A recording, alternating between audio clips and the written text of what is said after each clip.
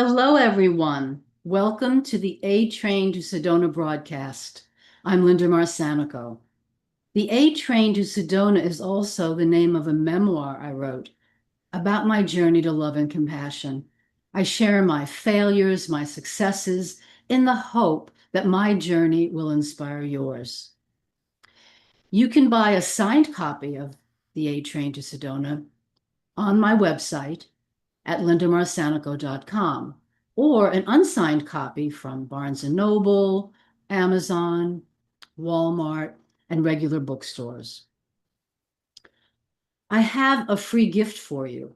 I call it the cheat sheet for high vibration living. 7 exercises designed to keep your energy bright and in the moment. The one I'm highlighting today is the walking meditation. It's a Thich Nhat Hanh design where if you're in a rural area, you take your shoes off and you let the earth nourish and nourish you tremendously. There's so much power in the earth. Or if you're in an urban area, walk, look at your surroundings, but come back to the center, your present moment. You can download a copy on my website at lindamarsanicco.com. I have 2 disclaimers. One is that this broadcast does not establish a professional relationship, and 2, that the opinions expressed here do not necessarily represent Talk Radio New York City. Today, my guest is Sabina Qureshi. Sabina Qureshi has a Bachelor of Science degree in genetics from the University of Alberta and comes from a multicultural academic home that was always filled with classical music, both European and North Indian. Having a lifelong love of music and art, she studied European classical piano, violin, viola, as well as North Indian raga music, sitar, tablas, tanpura, and voice. Sabina has lived in Switzerland, Norway, and Spain, as well as Pakistan, and is multilingual. She speaks French, Spanish, Norwegian, and understands some Urdu.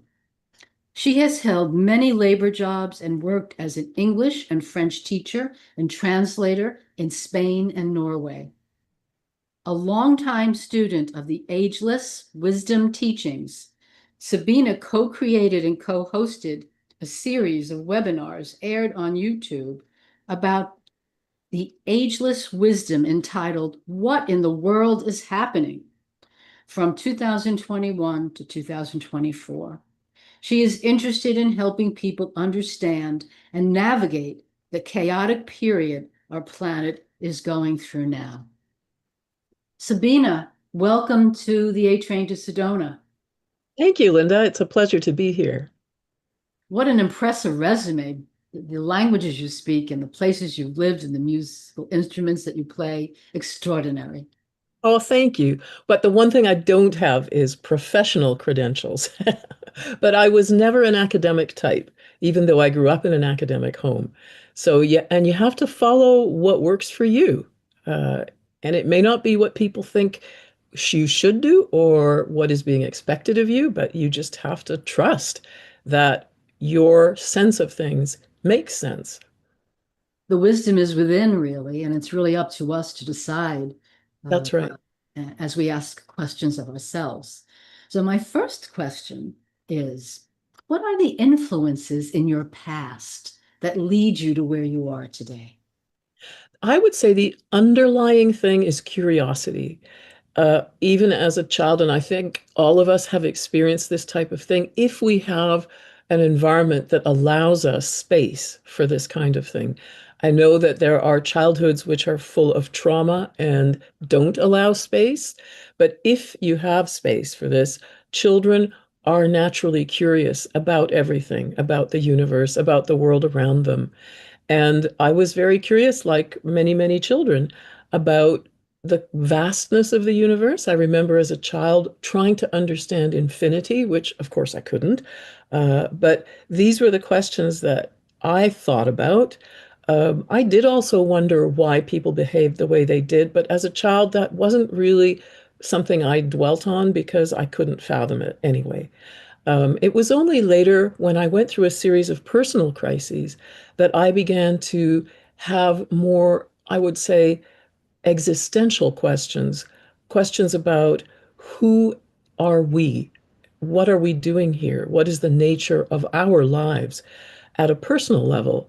And that is where really my whole search began to understand myself, not just as my personality, but my fundamental being.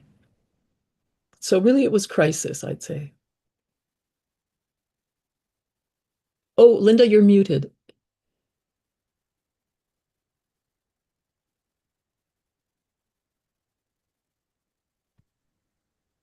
Am I Yes. heard now? Yes, you are. Oh, Yes. thank you. How helpful were your parents in your, as influences in your quest, in your curiosity, in your wonderment of who are we and the nature of the universe? Well, I would say they played a very interesting role. Both of them were academics and were really, they lived that life, the life of an intellectual, of an academic. And I think for them, the question of who am I was answered in a different way through the lens of their intellectual focus for each of them. My father was a political scientist. My mother was an ethnomusicologist. So in each of their cases, they were answering it differently from each other, but there was an overlap because they were both interested in Southeast Asia. My quest was much more personal, and I was drawn to yoga and meditation. And that was something they were not focused on. I mean, it wasn't an area of interest for them. So, in a way, there was no real interaction around this particular quest. Mhm. There were just different spheres of influence. Now, one of the ways in which I feel that I did benefit from their interests was that when I was a child growing up, they had lots of music parties, Indian music parties at Mm, home. So I grew up hearing Indian music, classical Indian music. And I think music, by its very nature, is rooted in our connection to the cosmos and to ourselves as spiritual beings. I think this is true for all music of all types across the globe. And so it will, the vibration of music will bring you into that connection within yourself. And so I was lucky to have that happening in my home as a child, also Western classical music. So in that way, that helped me, that nourished me a lot. I would say that was a very nourishing environment to be growing up in. yes, it's very creative. And I think of music. There's somebody on Twitter who just reveres music. And I think that it's the universal language and the music of the soul. And we communicate like that. What would you say the role of spirituality is in your life? Well, I would say it plays a fundamental role, but I personally believe it's fundamental to all of us because I think everything is spiritual. We've perhaps ended up in the West, in the Western part of the world, sort of having been taught that spirituality is only the realm of religion or of institutionalized spirituality. But I believe that everyone and everything is spiritual. That is to say that the universe we see around us, all the physical Mhm. objects, our physical bodies, Yes. all of this, these are all expressions of an underlying reality which is not visible, which is spiritual, Mm, which is energy. And we do know now that, energy equals matter yeah. times the speed of light, right? Squared. So we've learned that from Einstein. And so these kinds of ideas that everything is energy, it doesn't sound so outlandish anymore. It's Mm, much more acceptable or accepted. And so I would say spirituality is the underlying kind of basis for me in my life. But I do think that that is true for all of us, whether we're consciously aware of it or not. I think that each one of us is in a process of evolution of our consciousness, that this is a fundamental part of simply existing as a human being. I think all of us are souls in incarnation. Our physical body is simply the way that our soul is able to function on the physical plane, because the soul isn't physical. It's not dense physical matter. Right. Uh, so it needs a physical body. But given that we each are a soul in incarnation, uh, as a soul, we are going through a process of growth and learning, because the soul is learning what it is to live on the physical plane. The physical plane is not something that is part of the soul's domain.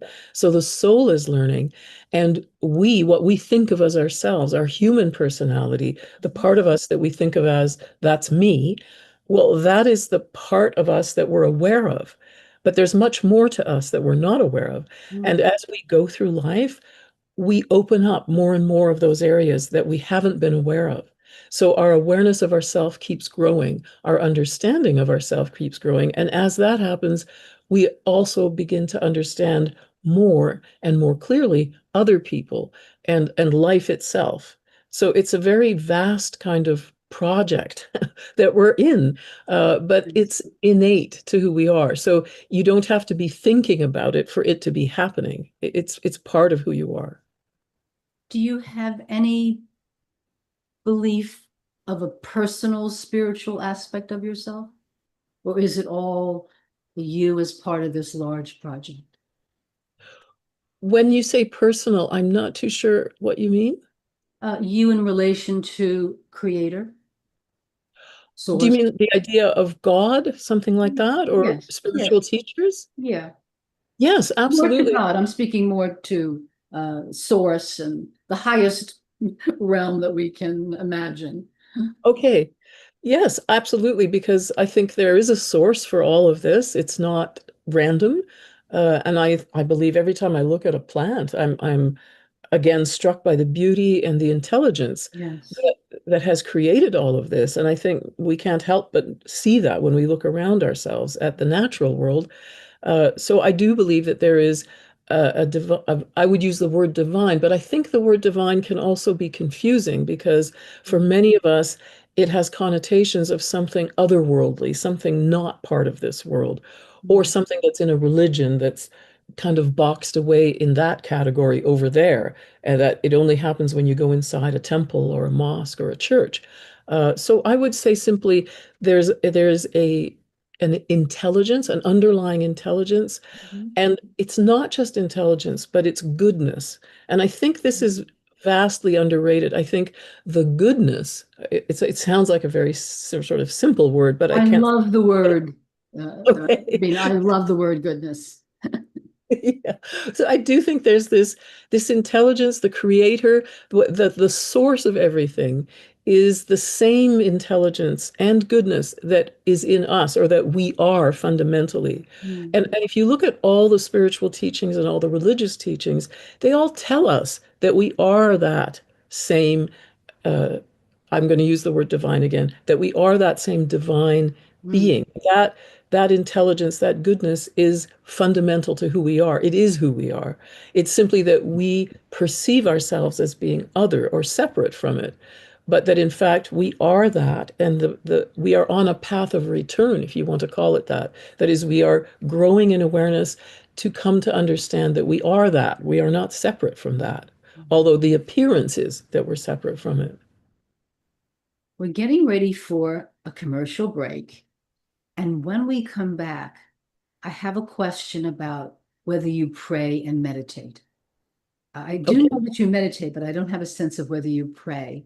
So, listeners, come back and let's find out whether Sabina prays as well as meditates. Join us. Are you a conscious co creator? Are you on a quest to raise your vibration and your consciousness? I'm Sam Leibowitz, your conscious consultant, and on my show, The Conscious Consultant Hour Awakening Humanity, we will touch upon all these topics and more. Listen live at our new time on Thursdays at 12 noon Eastern Time. That's The Conscious Consultant Hour Awakening Humanity, Thursdays 12 noon on talkradio.nyc.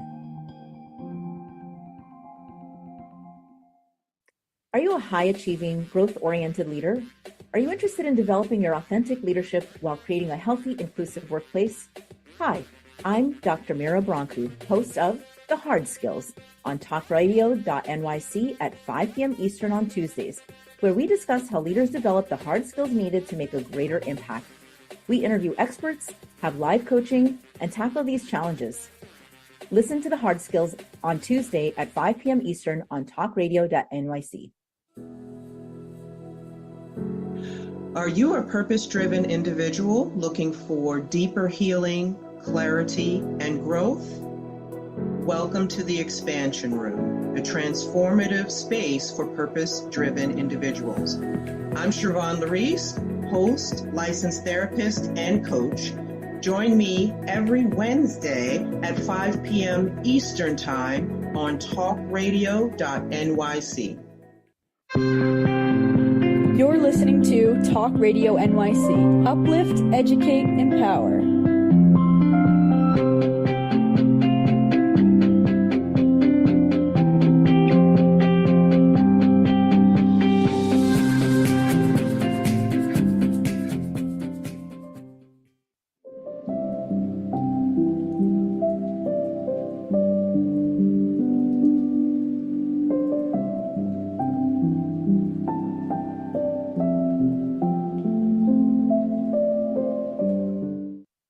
Hello, everyone. Welcome back to the A Train to Sedona. I'm Linda Marsanico with my guest, Sabina Qureshi. Sabina, do you pray as well as I know you meditate, but do you pray? I do pray, yes. I think I probably don't pray as often as I could because I think prayer is very, very powerful. The action of asking for help or for healing for others, for oneself, I think it's a very powerful thing to do. We are all familiar with the phrase from the New Testament, ask and it shall be given. Knock and the door shall be open. And I think what this tells us is that on a very fundamental level, it is our choosing to ask for something that has an impact on the fabric of the universe, that creates an opening in which something can come to us. And I understand this as a function of our free will being something that uh, the divine consciousness or the intelligence that created everything must respect or does respect, that the respect of free will is basic or fundamental to how everything works. And that's why we have to ask so that it can be given to us. Otherwise, it would be an imposition, even if it's what we want. I'm all for prayer. Why are things so chaotic in the world now? Well, my understanding is that this is because we're going through a change of age. You've heard perhaps of the age of Aquarius, the age of Pisces. Uh, our solar system is moving through a kind of a range of motion, and it's making a giant cycle through the heavens that takes 25,000 years to complete. And during that entire period, it is aligned more or less energetically with each of the 12 constellations for a period of a little over 2,000 years each time. And so right now we're in the moment when we are leaving the energetic relationship with Pisces and entering the energetic relationship with Aquarius. Now, Pisces and Aquarius are constellations, and each constellation, each star emits energy. We're familiar with this. Our very own sun emits energy that we depend on for life. Mhm. Uh, Now, usually we don't think of the light or the energy that's coming from a star as being spiritual in any way. That is, we just look at it as purely a physical energy. You know, life depends on that light. Plants won't grow without light, that type of thing. However, the teachings that I have come into contact with, the Ageless Wisdom teachings, what they tell us is that everything is conscious and consciousness is everywhere. So that, in fact, just as my physical body is the body of manifestation, if you want to call it that, for a spiritual being, my soul. In the same way, our planet, our Earth, is the physical body or the body of manifestation of a great being like my soul, like your soul, but just more evolved, like an older brother, vaster, with more intelligence. Because if you think of the earth and all life on it, that is a lot to manage if that was your body. Uh, Mm. and then the same, according to this teaching, is true of the sun, of all the planets in our solar system. They are all beings. And the entire solar system at a higher level is also the body of manifestation of a great being. So each constellation is also the body of manifestation of a great being, and each star within that constellation, likewise. And each of these stars is emitting spiritual energies of very, very high frequencies, which have an impact on us, and they stimulate us and they stimulate our lives to proceed and to grow in certain directions. So, according to this teaching, during the age of Pisces, the energies that we were receiving from the constellation of Pisces, they were stimulating our individuality. Prior to the age of Pisces, we lived more or less in a kind of herd mentality. There were few people who had real individuality developed. They tended to be those who were kind of bossing everybody else around. But over the last 2,000 years, our individuality became much more developed to the point where now, really, most, if not all of us, have a very highly developed individuality. And we can see this also in the type of institutions we created over the last 2,000 years. Generally, we have institutions in which there's a leader and then the rest. And so this kind of is an indication of a focus on individuality. In the Aquarian age, the age that we're entering now, and the energies that we're now receiving from Aquarius, what is stimulated is synthesis. That means the bringing together of disparate or different, distinct elements to Mhm. create something new. And so, one way to look at it is that the age of Aquarius is the age of group work, of people coming together and working together for a greater good, for a goal that they share in common. And I think we're seeing this around the world now. We're seeing large numbers of people coming together in all areas to advocate for things they feel are important, activist groups, political groups, all types of groups. And I just want to go back to your original question about Yes. the chaos. So the chaos is because when you are changing from one type of energy to another, there is the collapse of what was the dominant energy and Yeah. the entrance of something new that's just beginning. And so that causes the chaos. It's kind of like mixing oil and water. Uh, Yes. yeah, It's going to take a while. But you were mentioning also that there are positive events that give us hope. absolutely. Yes. Now we can Saying see some of them, but perhaps you can say some more about that. absolutely. There are many positive events that can give us hope, but they generally aren't being reported in the mainstream media. And I understand the media's job is to get our attention, and of course, the best way to do that is to tell us something awful, you know. Mhm. But the good news that we perhaps aren't seeing in the mainstream media, though there are groups, media groups that are focusing on that as well. It's just they're not mainstream. What we're seeing are large networks of people working to improve their lives and the lives of others. Some very, very simple examples are community gardens in large cities. This is something that has been growing in the last decades.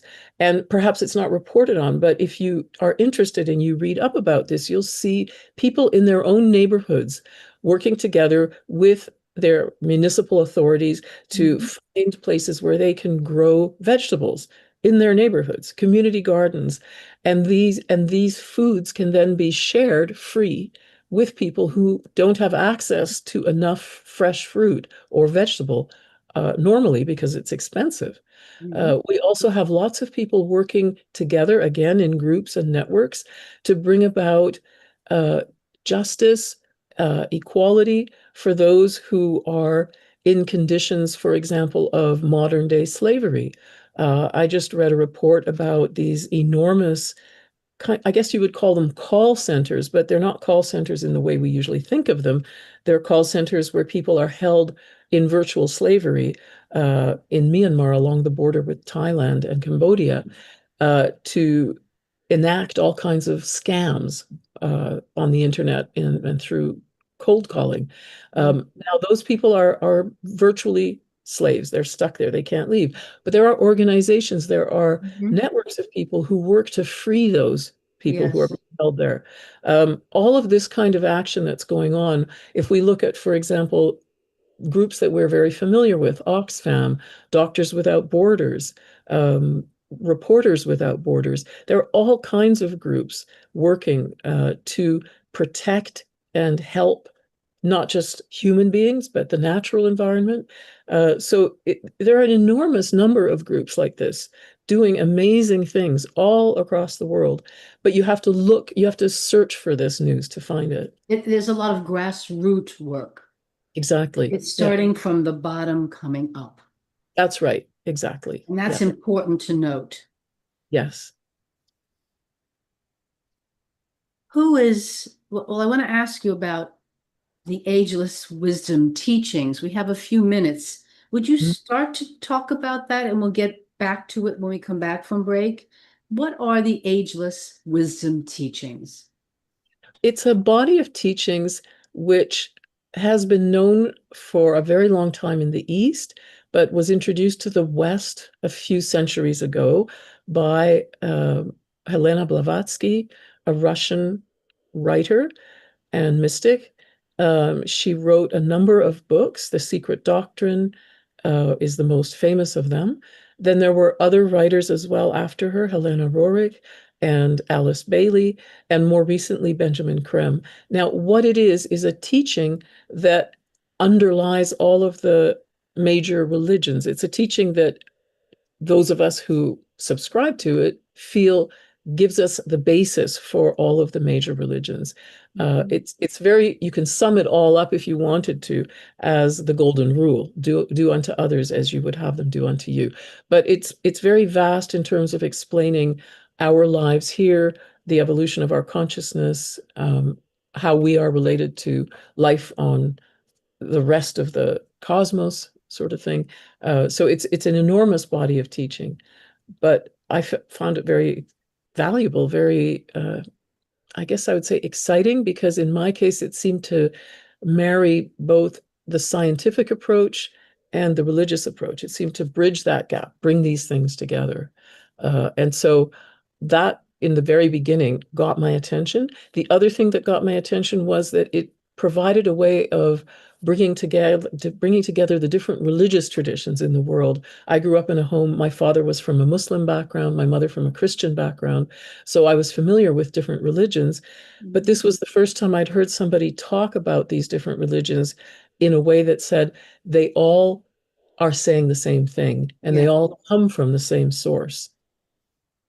Yes, and with love and compassion, we can change things. Yes. Love and compassion. Did I tell you that when I was putting together my website, I knew it was going to be spiritual, but I didn't know from what perspective? For 6 months, I went back and forth until I finally said it has to be about love and compassion, because it takes a lot of work to get there. And even if you don't believe in a creator, if you're loving and compassionate, you're spiritual, whether you know it or not. So That's right. That's hugely important. So we are going to take a break, and we're going to talk about Maitreya and the Masters of Wisdom. So listeners, join us after the break and come and hear about these ideas. On Frank About Health, we're not just talking healthcare. We're managing disruption and innovation. Over the last 4 years, I've taken you from epilepsy and COVID to mental health, caregiving, and now the front lines of healthcare transformation. Stay tuned for a healthier future as we bring on the innovators, professionals, storytellers, and advocates who show you how to own your healthcare every Thursday at 5 p.m. Eastern Time on talkradio.nyc.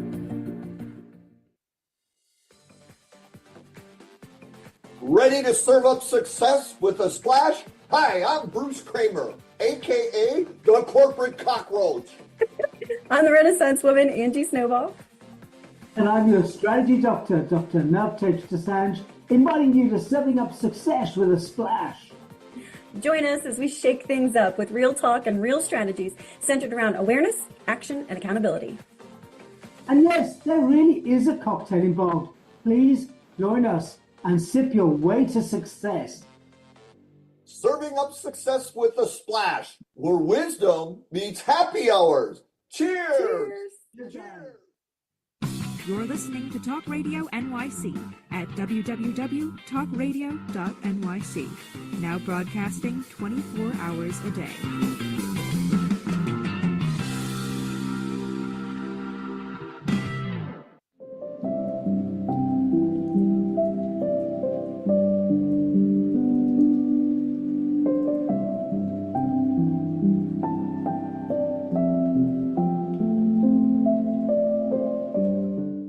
Hello, everyone. Welcome back to the A Train to Sedona broadcast.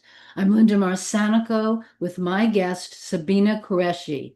Sabina, tell us about Maitreya and the Masters of Wisdom. Well, according to the Ageless Wisdom teachings, we are not alone.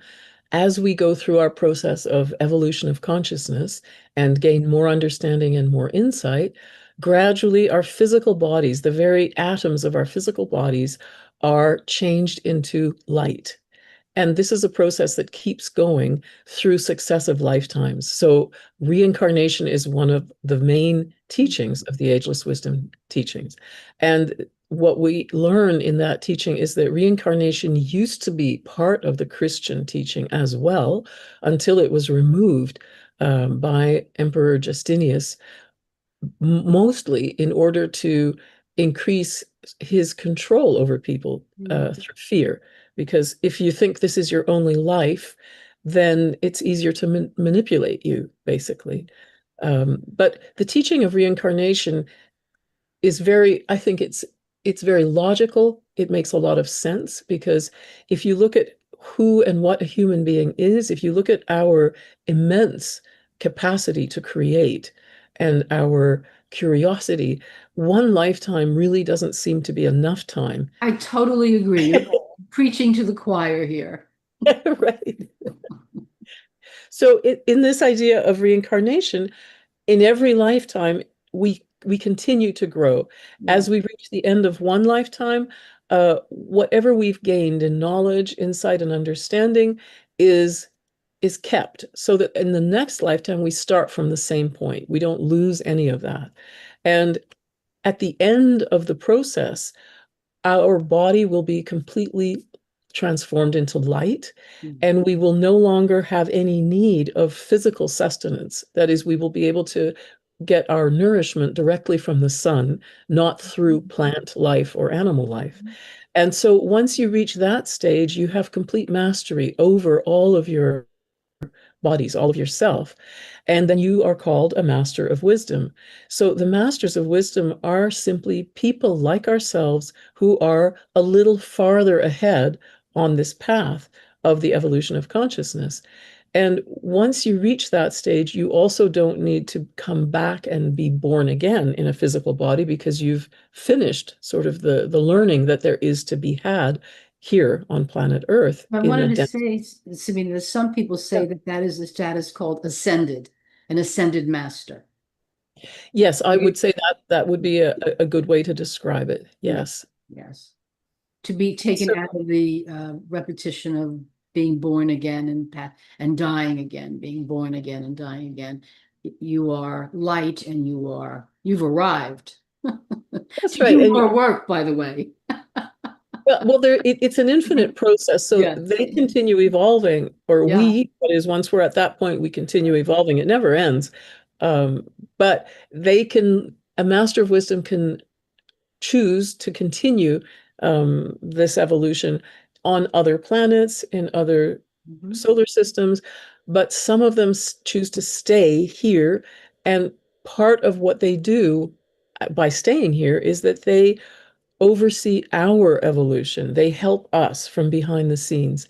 Because they respect our free will, they can never infringe that free will. So, for example, they can't just suddenly appear to us as a master of wisdom unless that's something that we're ready for or we've asked for, or energetically it's possible.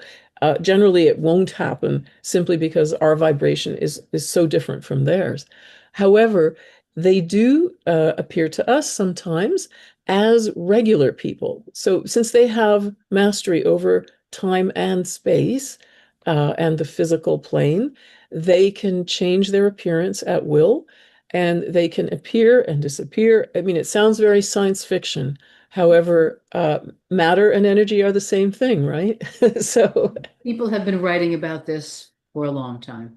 I've heard it that's right. before. Yeah. Exactly. So Maitreya is one of the masters of wisdom. He's in a way the leader of that group. He's also a master of wisdom, but he's even more evolved than the main group of the masters of wisdom are. And his role is that he embodies love on a planetary level. And what that means is that the energy of love, he embodies it. That is, all of his being is that energy of love. So, what he is to us is he is the Christ. That is to say, because Christ, what is the Christ? The Christ is the incarnation of love. And so, the teaching of the Ageless Wisdom teaching says that this being, Maitreya, has been helping us for a very long time. He's one of our most elder brothers, if you want to think of it that way. He was one of the very first to become a master of wisdom. And he is here to help us in this transition from the age of Pisces to the age of Aquarius, and to help each of us in our personal quest to understand ourselves, to become more fully who we are. And he also talks a lot about the conditions in which we live. And he talks a lot about hunger and poverty and the idea of sharing the world's resources in order to have a provision for everybody of their basic needs being met. This is fundamental to the Masters of Wisdom. Why? Because there's no need for people to suffer in a world of plenty. The only reason that happens is because of a problem of distribution, of resources being held back, being controlled for the purposes of profit. And so there's a major shift underway right now in which more and more people are understanding that this is what's happening and that it doesn't need to be so, and that it shouldn't be so. In fact, that there's a moral imperative to change this. And in one of Maitreya's messages, he says, the time has come to begin the process of change, to transform the life of men in such a way that the God in man shines forth. This, my friends, is not difficult of accomplishment, for within you all sits such a divine being. My task will be to evoke from you that shining light and take you to its source. And so the structures in which we live right now do not permit the shining forth of that divine being within us. If you're stuck in a job that takes all your energy, exhausts you, by the end of the day, then you're rushing home, you are trying to manage your home life, your family life. You don't have time, you don't have any energy left over. You're being squeezed, you know. And this is even worse in many parts of the world, not North America, for example. We're actually living in the relatively privileged part of the world. So these are the things that he is concerned with, is that there has to be a fundamental shift in how the world is organized politically and economically. And perhaps this sounds unusual that a spiritual teacher would talk about these things, but to me it makes a lot of sense, because what is the use of an understanding of ourselves as spiritual beings, as love and compassion, if we don't put that into practice? That is one of the main changes between the age of Pisces and the age of Aquarius. In the age of Pisces, there was a lot of idealism and a lot of devotion to ideals. But in the age of Aquarius, this is going to become practical reality on the ground. And Benjamin Creme talks about the seventh ray. There are seven rays, which are the names for different types of energies that make up everything in Yes. the universe, including us, including our bodies. And he says that the seventh ray is becoming more potent in our lives daily, while the sixth ray of idealism is receding. It is being drawn back and What is out. the seventh ray? Just It remind us. is the seventh ray is the ray of ceremonial order, and it has the effect of drawing together people, and it synthesizes. So that's very much in tune with the age of Aquarius, And what synthesis. color is it? Do you I'm know? not sure about colors. No, I'm sorry, I don't know that. But the seventh ray is the most practical of all the rays. It works on the dense physical field, Mhm. relating the spiritual ideal to matter. And so that's why you can see people putting these ideas, these beautiful ideas of brotherhood, of justice, people are working to put those into practice to make them real on the ground. And yeah, Linda, you're muted again. You're still muted. There, now you're back. Okay. Um,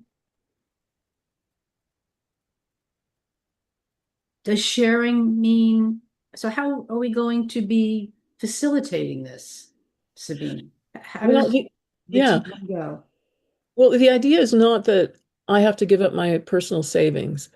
Uh, the idea is that at a structural level, internationally, that all of the countries in the world would create an inventory of what they have in excess of their needs, Mhm. and what they're not able to, uh, what they don't have to meet their needs.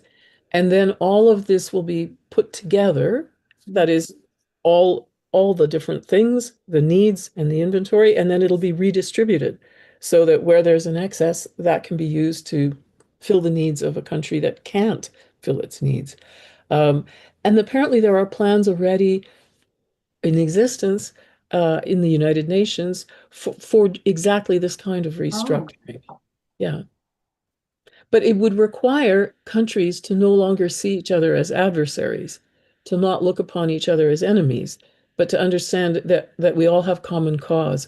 We're all trying to live on this planet, and we have to do it together yes. because the competition that we're engaged in right now, whether it's economic or political or military, it's very destructive. It's destructive to all life.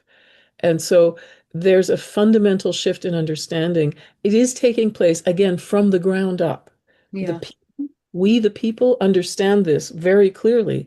The question is, are the politicians listening? But all great change has always taken place from the ground up. That is all, when I say great change, I mean change for the better. Yeah. Uh, Yes. the 8-hour working day, Social Security, the weekend, these were things people fought for. And it was from the ground up, it was grassroots. Yes. What about people who don't believe in God? Now, I'm going to start this question with you because we have to go on break. What about people who don't believe in God? I think that's that, Mhm. there's room for everybody. God is just a name that is given to this vast intelligence that created everything. We don't have to believe in it. I think it's more important to experience. I think blind belief is not useful. I think this is an age in which our minds are coming to the fore, our ability to investigate, to understand. And really, if you look at science, the sciences have revealed to us the nature of the universe and the world.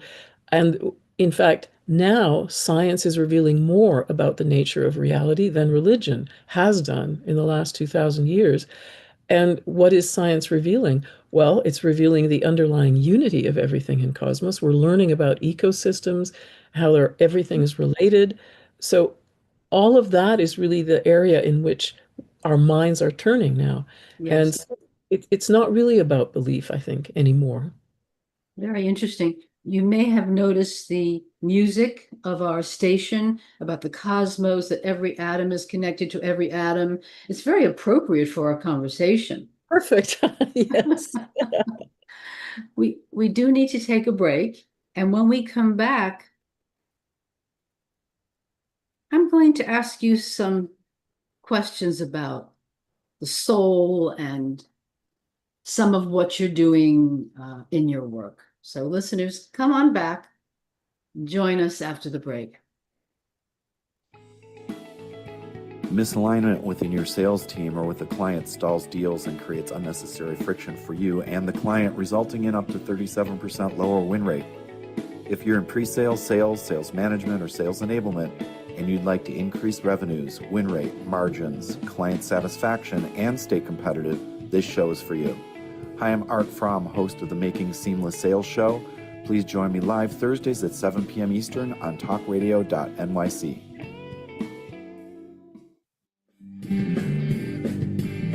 Hey everybody, it's Tommy D, the nonprofit sector connector, coming at you from my attic. Each week here on talkradio.nyc, I host the program Philanthropy in Focus. Nonprofits impact us each and every day, and it's my focus to help them amplify their message and tell their story. Listen each week at 10 a.m. Eastern Standard Time until 11 a.m. Eastern Standard Time, right here on talkradio.nyc. Hi, I'm Linda Marsanico. The A Train to Sedona is a memoir about my journey to love and compassion. It's also the name of my new broadcast on Wednesdays at 12 noon. When we are spiritual, we embrace possibilities and ideas, which strengthen our mind, body, spirit, health, and wisdom. On the A Train to Sedona broadcast, I plan to interview guests who embrace these expansive practices. Join us on Wednesdays at 12 noon on Talk Radio New York City. You're listening to Talk Radio NYC at www.talkradio.nyc. Now broadcasting 24 hours a day.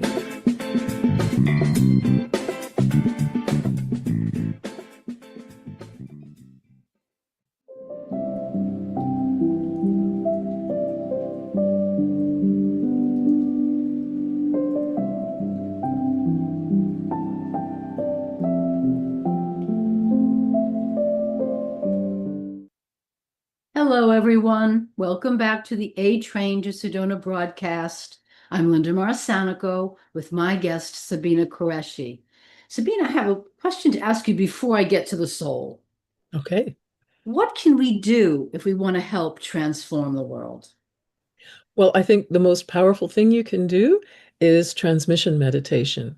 It's a group meditation in which we receive these very, very high frequency spiritual energies that are coming to the planet from other star systems. And these energies come into us through our chakras and then flow out of us again.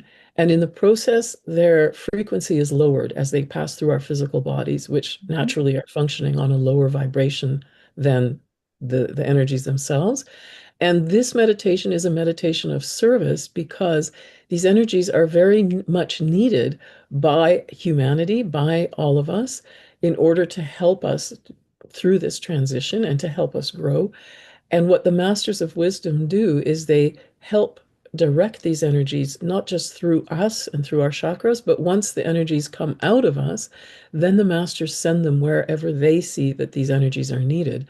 And once these energies have been lowered in frequency, they can be absorbed by people everywhere. So they are useful then.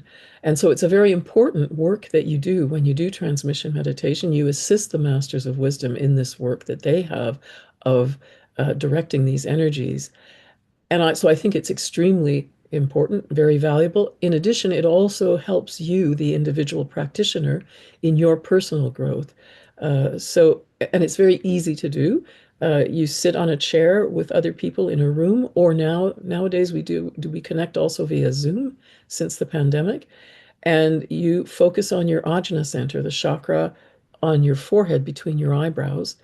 And the meditation begins with an invocation called the Great Invocation, which people may be familiar with. It begins by saying, "From the point of light within the mind of God, let light stream forth into the minds of men. Let light descend on earth." And the next stanzas talk about the love within the heart of God, the will of God. And at the end, it says, "Let light and love and power restore the plan on Earth. What that refers to is apparently there is a plan for us, that is the Earth and all life on it. And the plan is simply that we would continue to evolve and grow and become conscious of ourselves as spiritual beings and learn to work together uh, to continue our deepening understanding of ourselves. The fact that nowadays we work in jobs to produce the objects that we need for our lives, for example, in factories or manipulating, money, moving it around, this is not what we're actually meant to be doing. This can all be done by machines, as we're now seeing more and more. We are meant to be free to explore our inner nature, to explore our creativity, to create. That's really the vision for humanity down the road. And we're seeing it beginning. And is there a link you have on the website? Yes. Now, should I write it somewhere or? Did you give it to us? Yes, I did. I put it in the chat earlier. Okay. There Then were it's three there links that I maybe you actually. want to say it right now. Sure. So there is Share International is the name of the network of volunteers who do this meditation. And so you can go to share-international.org. That's the main Share International site. There's also an American site, share-international.us. And I personally also really like the New Zealand site because there's a lot there in terms of resources, and that's share-international-nz.info. And you will find on the share-international.org site, as well as the share-international.us site, you will find links to connect you with people who are doing transmission meditation so that you can join a group in your area or you can join a group via Zoom. You can, of course, also create your own group. You simply need 3 people. The minimum number is 3 because this meditation is based on the science of triangles. So if you have 3 people, you have a group and you can do this meditation. Okay. All right. Now we have about 5 minutes. What do you mean by the soul, the word soul? Well, the soul, according to the ageless wisdom, is actually a reflection on a lower plane of an even higher vibration or frequency being, which is given the name monad.